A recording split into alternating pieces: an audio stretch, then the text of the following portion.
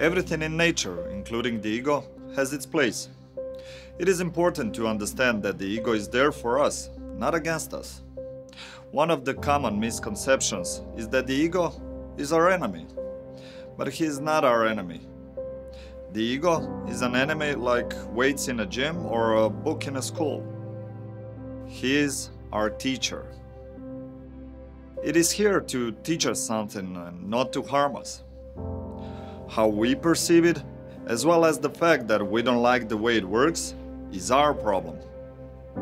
And yes, the ego likes to hide and defend itself. But like everything, the ego has his weak points. And most importantly, like every teacher, he wants to be overcome. More on that in the coming episodes, and now let's examine other misconceptions related to the ego to clarify the ego's mystery fully. 1. Clarity or life in awareness, life without the ego or life in the moment, is the life of spirituality. Wrong. The above has nothing to do with spirituality. It is ordinary life where we use our emotional intelligence to overcome ego fears to reach emotional maturity. One of the main goals of this series is to simplify and demystify concepts such as life without ego or living in the moment or what our soul is. Another goal is to make it easier to understand and follow these terms and clearly draw the line between emotional maturity, internal clarity about oneself, and spirituality, external clarity, a sense of connection with a higher power. 2. It is good to have a little healthy ego to take care of oneself. Wrong. There is no such thing as a healthy ego because it always speaks with fear, and that is his motivator. It is important to take care of yourself, but out of love, not out of fear. Motivation is the only difference that defines our maturity. 3.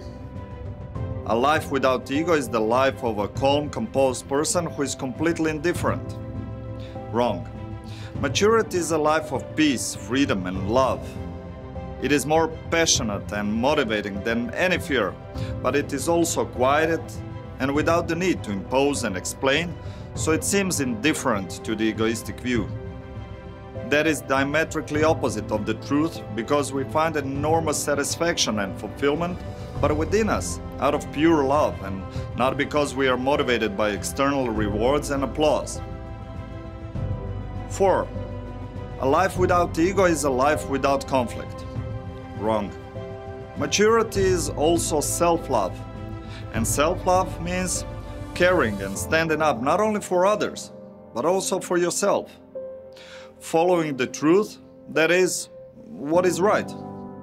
And sometimes, it's right to protect yourself and take care of yourself. In real life, sometimes it means standing up to others. Not out of ego, but out of self-love.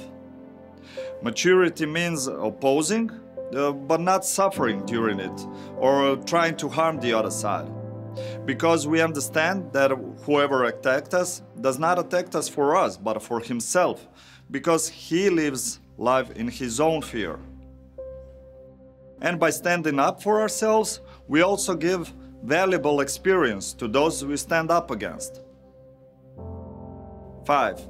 A life without ego is a life of asceticism. Wrong. Clarity will even be more easily gained in material security than in poverty, where we are burdened with daily objective challenges such as food supply and physical security. Material things and business success are irrelevant, but they are necessary for the process of self-realization. They are also an experience to be comprehended. 6. Knowledge is found in holy places. Wrong. You don't have to go on a retreat to a church, a mosque, or a desert. The role of these places is to be alone and take time to get to know yourself. Because through solitude and dedication to self-examination, you approach clarity. And it is quite likely that you will be alone on that path. All knowledge is within you and is available now and here. Why? As always, because it's easier. It seems easier to go to a holy place than to face, for example, your attachments or selfishness. It seems easier to believe that someone has the answer for you somewhere. The most that someone can do for you is to direct you where to go and how to search for the truth in yourself. The path to clarity can only be mastered by you, anytime and anywhere. Just ask yourself questions, follow the truth, and you will get all the answers, gain clarity, and save money on a plane ticket. 7. Knowledge is serious. Dead wrong. Seriousness always comes from fear. The more aware a person is and lives in love without fear, he lives a life in joy, happiness, and playfulness. Life joy is an easy way to recognize a mature person who is not influenced by fears. Ask yourself, if you were left without all fears, would you be serious or joyful? 8. People without egos are weak people. Wrong. Despite the general perception, mature people are extremely strong people because they have reached the state of love by facing and overcoming their own ego fears. This peace, calmness, and goodness, often seen through egoistic glasses, are replaced by weakness. The fact that we are not aggressive does not mean that we are not strong and determined. There is just no need for proving it. 9. Mature people are cold. Absolutely wrong. Just because they are emotionally stable doesn't mean they are cold.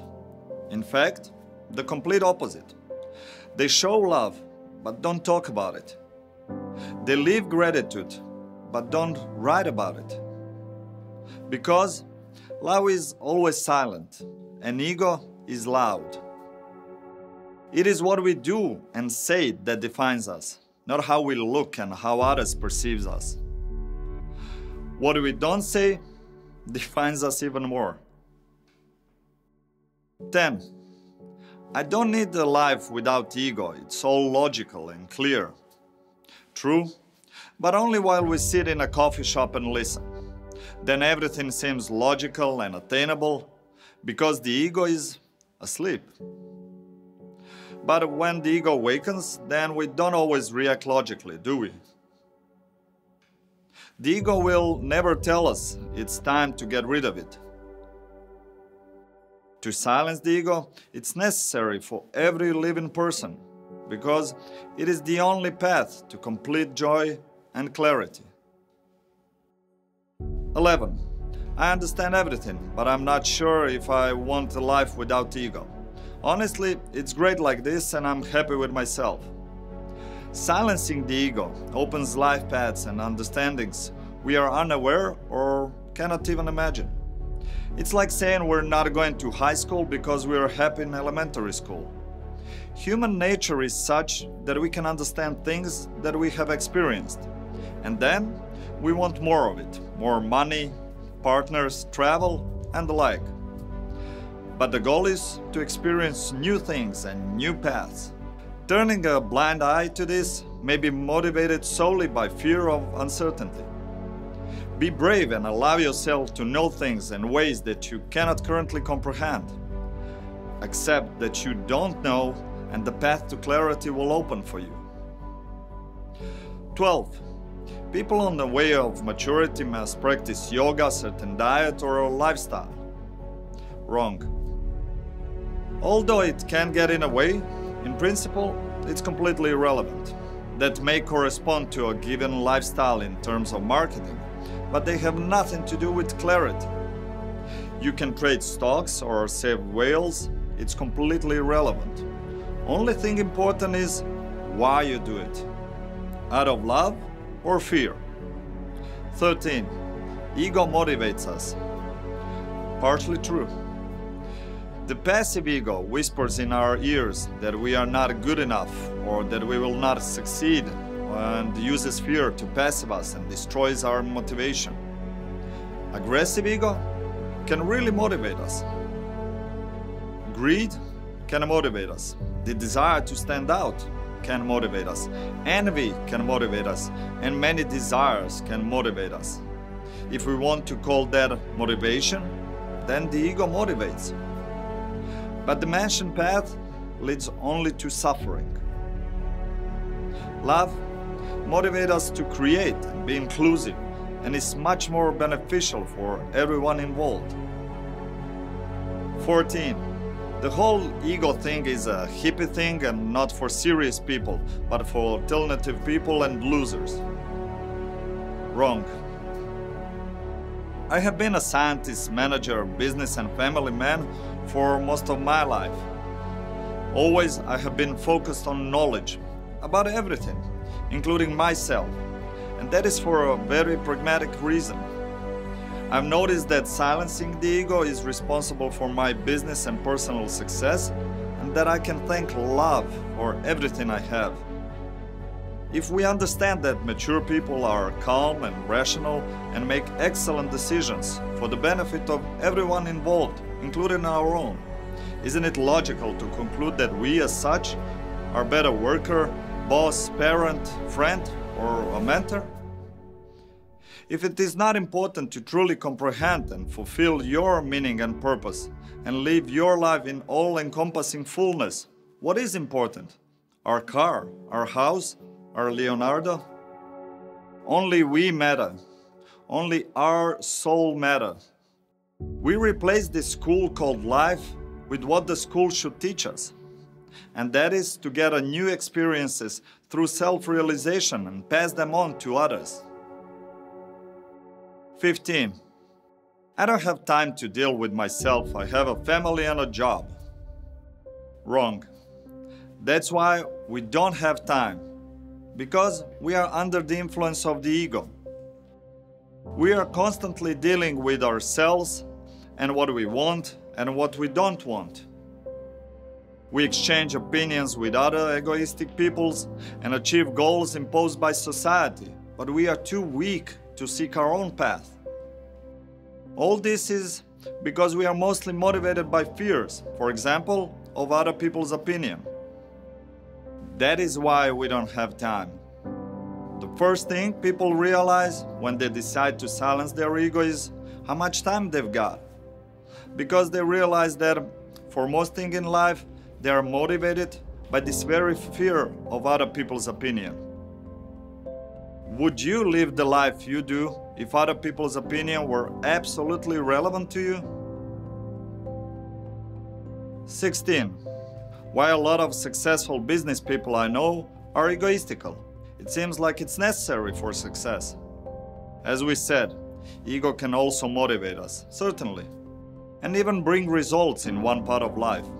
But your ego must understand that you don't know whether this person who is successful by social parameters is at the same time complete and successful in all aspects of life, or only the one that you observe and envy. Business success is often equated with personal success, and while it helps, it's certainly not true. We can often witness the ups and downs of egoistic people because the ego is always characterized by volatility and instability. Envying someone's ego-fueled success is the same as envying a drugged-up person for a good mood. 17. Only people with problems should eliminate their egos. Partially true. Emotional maturity really brings a whole new perspective on problems, and much of the imaginary problems we invent ourselves and the resulting suffering disappears. With that part of the real challenges that happens in life, we tackle much easier. With maturity, in addition to being better able to see and remove our fears and doubts, we are also better able to see our strengths and potentials. We are better in comprehending experiences and skills that we can't even think of now and that we don't even think we are capable of. And that is something where we can grow the most. To learn and master all possible tricks that we are unaware of at the moment and to realize clarity. To learn how to love and to live in a life of an abundance, immaterial and material. My name is Zoran Salopek, and in the next episode we will go over the remaining details about the ego.